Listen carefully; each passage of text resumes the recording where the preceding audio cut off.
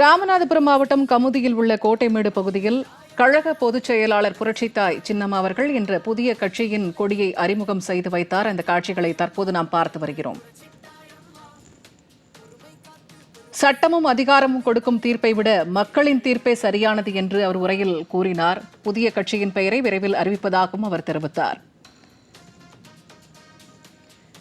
தற்போது தொலைபேசி வாயிலாக இணைகிறார் அரசியல் விமர்சகர் திரு ஜெகதீஸ்வரன் அவர்கள். வணக்கம் சார்.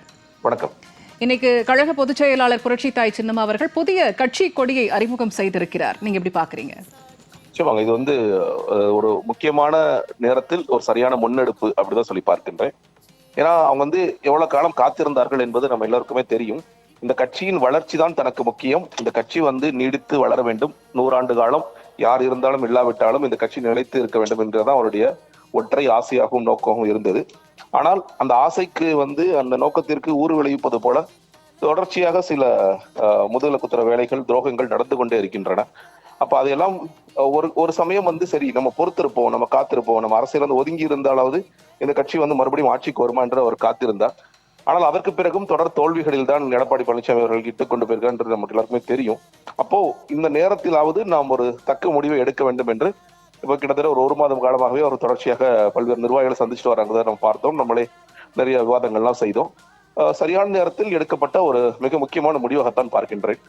இது நடக்க போற கிரைசிஸ்க்கு இது ஒரு ஆரம்ப புள்ளியாக இருக்கும் தான் பார்க்கின்றேன். இப்போ இந்த தேர்தல் என்பது எவ்வளவு முக்கியமானது என்று தெரியும். அதை அதிமுக தன்னிடம் இருப்பதாக சொல்லிக்கொள்ளும் எடப்பாடி பழனிசாமி இதை உணர்கிறாரா என்று தெரியவில்லை. அவர் தொடர்ச்சியாக தான் தோன்றித்தனமாக தான் வைத்ததுதான் சட்டம், நான் ஒரு சீட்டை பிடிச்சிட்டேன், அந்த சீட்டு மட்டுமே எனக்கு போதுமானது அப்படின்னு அவர் இருக்காரு. அதுக்கு பிறகு அதெல்லாம் தேர்தல் தோல்விக்கு தொடர்ச்சியாக 11 தோல்விக்கு பிறகு 12வது தோல்வியாக அதெல்லாம் போய்விடுமோ என்ற எண்ணமும் இப்பொழுது இருந்து கொண்டு இருக்கின்றது. அதற்கு பிறகு தேர்தல் முடிவுகளுக்கு பிறகாவது ஒரு நல்ல துவக்கம் கிடைப்பதற்கு இன்று ஒரு ஆரம்ப புள்ளியாகத்தான் இதை நான் பார்க்கிறேன். சார், இப்ப குறிப்பா சொல்லணும்னா இன்னைக்கு நடந்த அந்த பொதுக்கூட்டத்துல புரட்சித்தாய் சின்னம்மாவுடைய உரையை சொல்ல வேண்டும். நிறைய விஷயங்கள் அவங்க தொண்டர்களோடையும் பொதுமக்களோடையும் பகிர்ந்துக்கிட்டாங்க. கட்சி கடந்து வந்த பாதை, தான் கடந்து வந்த பாதை, தனக்கு இழைக்கப்பட்ட துரோகம், நிறைய விஷயங்களை பகிர்ந்துக்கிட்டாங்க. இதை பத்தி உங்களுடைய கருத்து? நிச்சயமாங்க. ஏன்னா அவங்க பல நேரங்கள் அமைதியா தான் இருந்தாங்க. நம்ம எல்லாருக்குமே தெரியும். அவர் இதை ரொம்ப வெளிப்படையா பேசல. ஏன்னா நம்ம பேசுறது கூட இந்த கட்சிக்கு ஏதாவது வகையில ஒரு தீங்காயிடுமோ அப்படிங்கறது ரொம்ப கவனமா இருந்தாங்க. எவ்வளவோ எதிர்பார்த்தாங்க எல்லாரும், நம்ம பேச போறாங்க அப்படின்ட்டு. இன்னைக்குமே ரொம்ப கண்ணியமாகத்தான் தன்னுடைய முக்கியமான விஷயங்களை எடுத்து வைத்தார் அப்படிங்கிறது நமக்கு தெரியும். அவர் இந்த கட்சிக்காக அவர் உழைத்தார் என்று அவர் சொல்ல வேண்டிய அவசியம்லாம் இல்லை. நம்ம எல்லாருக்குமே தெரியும். இந்த கட்சி ஜெயலலிதாவிற்கு பின்னாடி நின்று எவ்வளவு காலம் இதை தாங்கி பிடித்துள்ளாருங்கிறதெல்லாம் நமக்கு தெரியும். எந்த முக்கியமான அரசாங்க ரீதியான முடிவுகளாக இருக்கலாம், இல்ல கூட்டணி சார்ந்த முடிவுகளாக இருக்கலாம், இல்ல யாருக்கு அமைச்சர் பொறுப்பு கொடுப்பது, யாருக்கு வேட்பாளராகும் தகுதி இருக்கின்றது என்பது எல்லாவற்றையும் முடிவு செய்தவர் அவர் ஒருத்தர் தான்.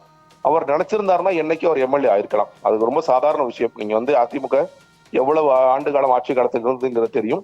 அவர் ஜெயலலிதாவின் மிக முக்கியமான முடிவெடுக்கக்கூடிய இடத்தில் இருந்தார். அவருக்கு ஒரு எம்எல்ஏ பொறுப்போ ஒரு அமைச்சர் பொறுப்போ கிடைக்கணும்னு அவர் என்னைக்காவது ஒரு நாள் யோசிந்தானா ரொம்ப சர்வசாதாரணமாக அது கிடைத்திருக்கும். அதே அவர் எதிர்பார்க்கல. அவர் இந்த இயக்கம் நல்லா இருக்கணும், ஜெயலலிதா அவர்களின் மறைவிற்கு பின்னாடியும் இந்த இயக்கம் நீடித்திருக்கணும், ஆட்சிக்கு ஒரு குந்தகம் விளைவித்திடக் கூடாதுங்கிறதுக்காக ரொம்ப மெனக்கெட்டாங்க. ஆனால் நடந்தது என்ன? அப்பட்டமான துரோகம். நம்ம பார்த்தோம். OPS நம்பி ஜெயலலிதா அவர்கள் பொறுப்புகளை சில நேரம் ஒப்படைத்தார். ஆனால் அவர் அந்த மாதிரி துரோகத்துக்கான வேலைகள் பார்க்கல. ஆனா எடப்பாடி பழனிசாமி அவர்கள் எவ்வளவு பெரிய துரோக வேலை பார்த்தார் என்பது இன்னும் சாட்சியாக இருக்கின்றது. அவர் சொல்வது எல்லாமே உண்மை. நீங்க இந்த அமைச்சர்கள் எல்லாரும் போய் காலில் விழுந்ததை பார்த்தோம். அம்மா நீங்க தாம்மா அப்படி சொல்லிட்டு அந்த ஒரு வார காலம் நம்ம வித்யாசாகர் அவர்கள் கவர்னராக இருக்கும் போது என்னென்ன கூத்துகள் நடந்ததுங்கிறத பார்த்தோம். சட்டப்படி அவர் முதலமைச்சராக இருக்க வேண்டும் அந்த நேரத்திலேயே. ஆனால் இந்தியாவில் என்ன நடந்துச்சு, தமிழ்நாட்டில் என்ன நடந்துச்சு அப்படிங்கிறது எல்லோருக்குமே தெரியும். அவர் பொறுத்திருந்தார், சரி பரவாயில்ல. ஆனாலும் இந்த தருணத்தை பயன்படுத்தி கொண்டு யாரும் கட்சியை அழித்து விடக்கூடாது என்பதற்காக அவர் ரொம்ப கவனமா இருந்தாரு. அதற்காக ஒருவரை நியமித்து விட்டு சென்றார். ஆனால் அந்த நியமிக்கப்பட்ட நபர் எப்படி மாறினார் என்பது எல்லோருக்குமே நம்ம சொல்ல வேண்டிய அவசியமே கிடையாது. இன்னைக்கு வரைக்கும் அந்த தொடர் தோல்விகளுக்கு பொறுப்பும் ஏற்க மாட்டேங்கிறார். எப்படியாவது இந்த கட்சியை கைப்பற்ற வேண்டும் அப்படிங்கிற ஒற்றை நோக்கத்தோடு மட்டுமே அவர் செயல்பட்டுக் கொண்டிருக்கின்றார். ஆனால் இவர்களுக்கு கட்சியை கைப்பற்ற வேண்டும் அப்படிங்கிற நோக்கம்லாம் இல்லை. எப்படியாவது இந்த கட்சியை ஒரு நீட்சி பாதை கொண்டு போக வேண்டும், வெற்றி பாதைக்கு அழைத்து செல்ல வேண்டும். இப்ப களம் காண்போம், மறுபடியும் வெற்றி காண்போம் என்று சொல்வதன் மூலியமாக மறுபடியும் அந்த வெற்றி பாதைக்கு இந்த கட்சியை திருப்ப வேண்டும் என்ற நோக்கத்திற்காகத்தான் இந்த மாதிரி ஒரு செயல்ல அவங்க இறங்கியிருக்காங்க அப்படிங்கறத நான் புரிஞ்சுக்கிறேன். இணைப்பில் வந்து உங்களுடைய கருத்துக்களை பகிர்ந்து கொண்டமைக்கு மிக்க நன்றி சார்.